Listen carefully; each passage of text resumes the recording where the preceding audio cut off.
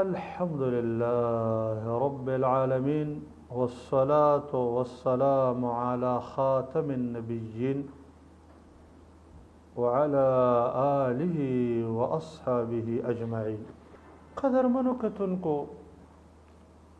ژبه یو اندام دی چې د دې سره ډېر عبادتونه تعلق لري او ډېر ګناهونه ورسره تعلق لري.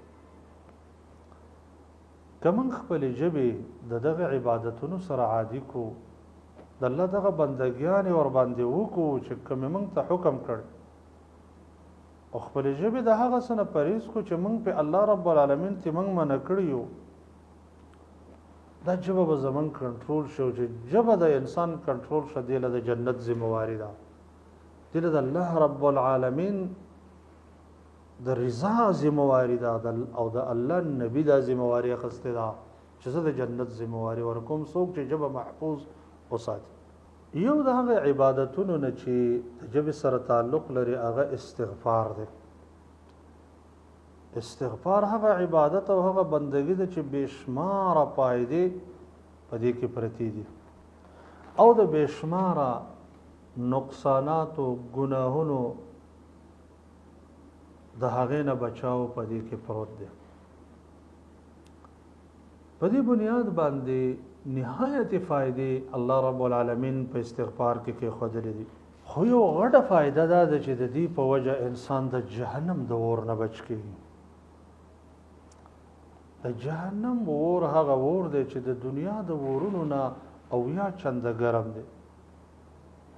هغه اور دی چې هغه د انسان دا بدن دومره پړسوي چې یو غاښ د غر په مقداري او یو پتونی د یو دشت په مقداري.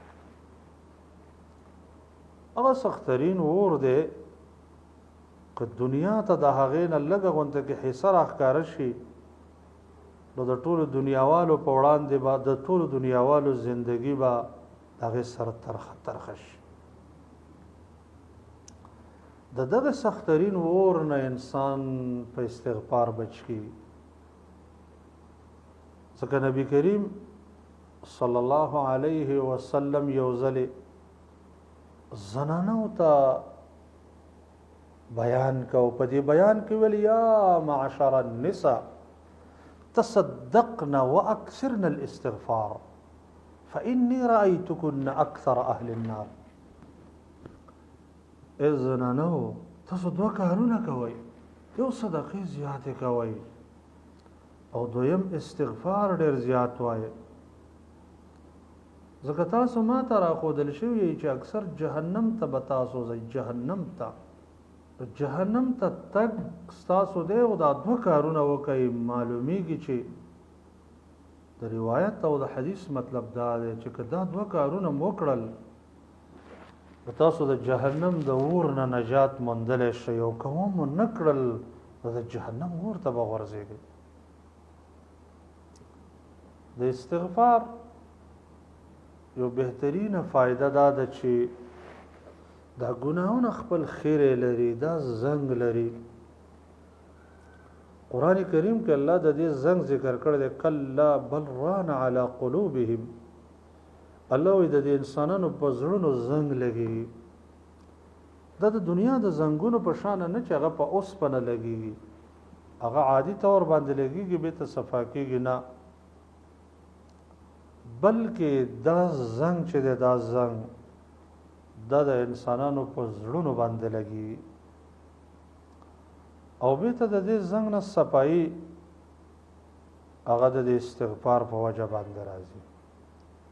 کله بنده په صدق استغفار د رب العالمین نو واړي، الله رب العالمین د دې د ګناهونو د زنګ د زړه نه لرې کوي.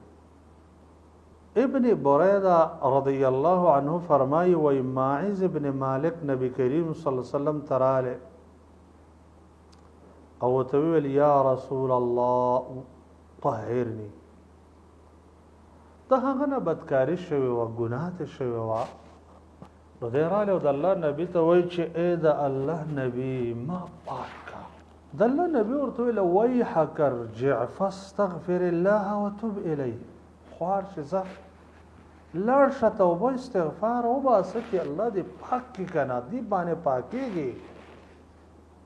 هغه چې لګلاړ به ته واپس را لولي رسول الله طهرني فقال رسول الله صلى الله عليه وسلم ويحك ارجع فاستغفر الله وتب اليه خار شي واپس لاړ الله ته توبه وباسه د خپل ګناهونو مغفرت وغواړه دی روایت کې د الله نبی صلی الله علیه وسلم د دې خبرې تذکره وکړه چې د توبې استغفار په وجه باندې الله رب العالمین ګناه معاف کوي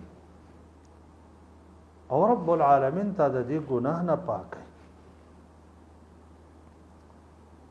د دې روایت کې موږ او تاسو ته د دې خبرې تلقین دی چې یو سړی خپل طهارت غواړي پاکي غواړي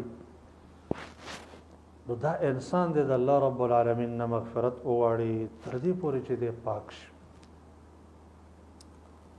په دې بنیاد باندې موږ ته په مختلفو اوقاتو کې د الله د رسول د طرف نه د استغفار حکم شوی چې په هر وخت کې باید انسان د الله رب العالمین نه تجدید استغفار کوي او د خپل ګناهونو معافی د الله نه غواړي